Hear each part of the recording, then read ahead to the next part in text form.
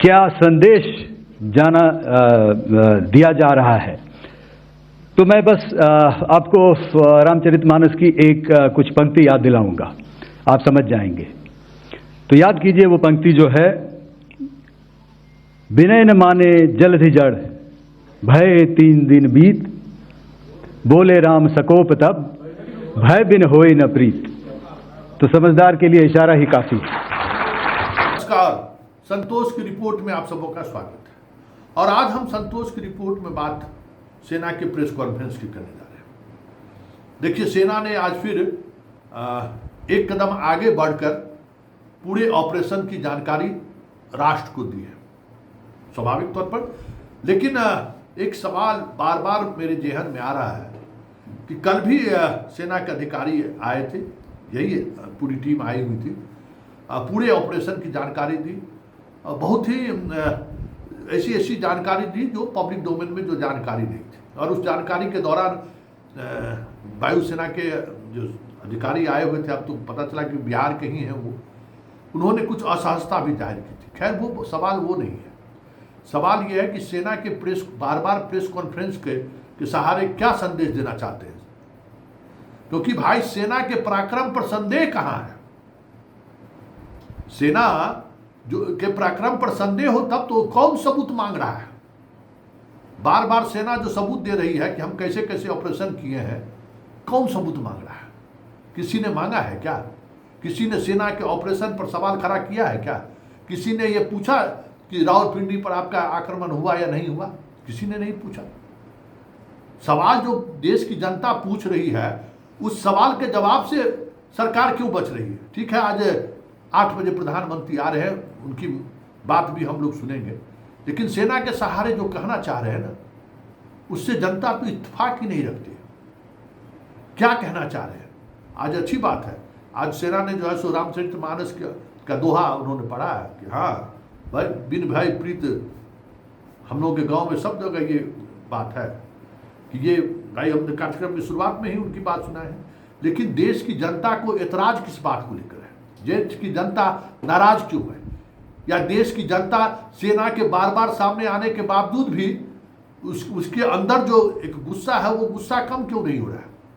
उसकी एक वजह है, जिस वजह से बीजेपी आंख चुरा रही है, या प्रधानमंत्री मोदी या अमित शाह आंख चुरा रहे हैं। भारत पाकिस्तान के अब तक के जितने भी युद्ध हुए हैं या जितनी आतंकी घटनाएं हुई हैं, उस घटनाओं को लेकर अभी तक जो नैरेटिव बनाते रहे हैं मोदी और शाह, उसको लेकर जो बयान देते रहे हैं, आज वही बयान उनके लिए मुसीबत खड़ी कर रही है। पार्लियामेंट में जो बात शाह कह गए, जरा सुन लीजिए। आज वही बात सोशल मीडिया पर ट्रेंड कर रहा है। जो भाई बाहर के दबाव में सीज फायर कर लेती थी इंडिया, तो आज वही सवाल खड़ा हो रहा है ना। ये सेना से सबूत कहाँ कोई मांग रहा है? और न सेना को अब सबूत देने की जरूरत है। भाई, आप पर अविश्वास कहाँ है? किसने अविश्वास आप पर कर दिया जो आप सबूत दिखाए जाए? बालाकोट पर तो सवाल उठा भी था। तो जिस सवाल को लेकर बेचैनी है शाह और मोदी को, संघ और बीजेपी को, वो ये सवाल है जो पार्लियामेंट में लगातार अमित शाह और मोदी बोलते रहते थे। सवाल क्या है, जरा सुन लीजिए। जब हमारी सेना जीत रही थी, पंजाब का एरिया आते ही सीज फायर कर दिया गया और पाक ऑक्यूपाई कश्मीर का जन्म हुआ।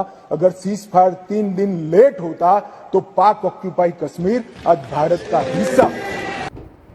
सुन लिए, इस बयान को लेकर लोगों में गुस्सा है कि आप मनमोहन सिंह बाकी लोगों के समय में ये बातें कह रहे थे, आप क्या किए?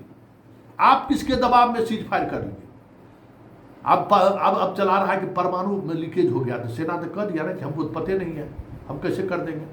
ये भी सवाल, क्योंकि देखिए, बार बार सेना के अधिकारी अगर प्रेस कॉन्फ्रेंस में आएंगे तो सवाल उठेगा। जैसे राफेल के मुद्दे पर आप बच के निकल जा रहे हैं ना, कि भाई आप कह रहे हैं ना कि समय के साथ बहुत सारी जानकारी आपको दी जाएगी।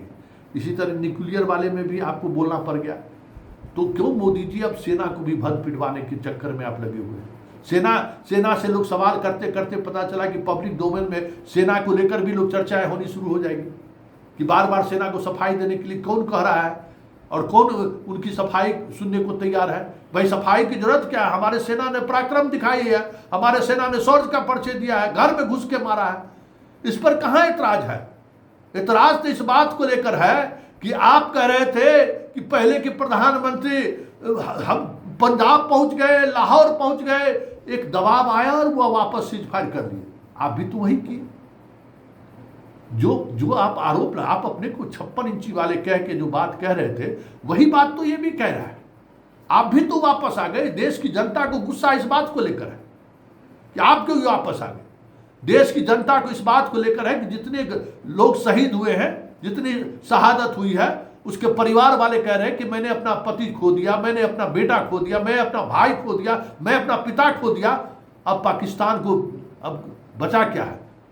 खत्म कर दीजिए पाकिस्तान को, पाकिस्तान को मिटा दीजिए।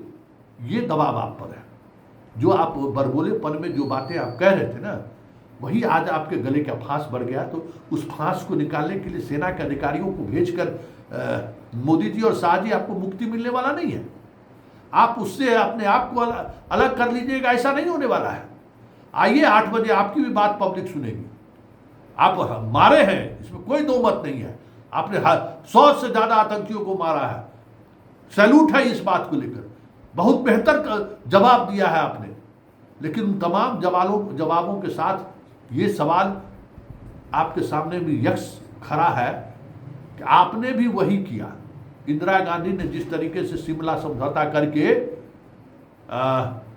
पाकिस्तान की सेना को बांग्लादेश अलग करके लौटा दी, उसी समय पीओके चाहती तो वो ले सकती थी।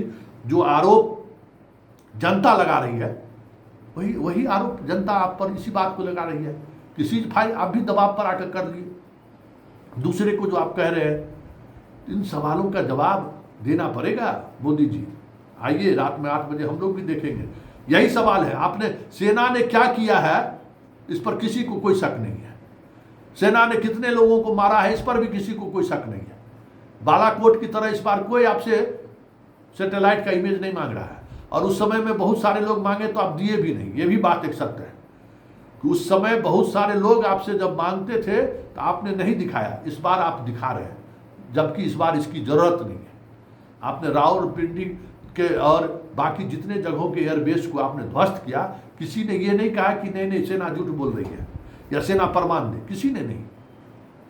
बिहार और देश के किसी सोशल मीडिया पर भी ये सवाल उठता हुआ दिख नहीं रहा है। न ही कोई विपक्ष के नेता इस बात को लेकर सवाल कर रहा होगा कि वह गलत खबर चला रहे हैं।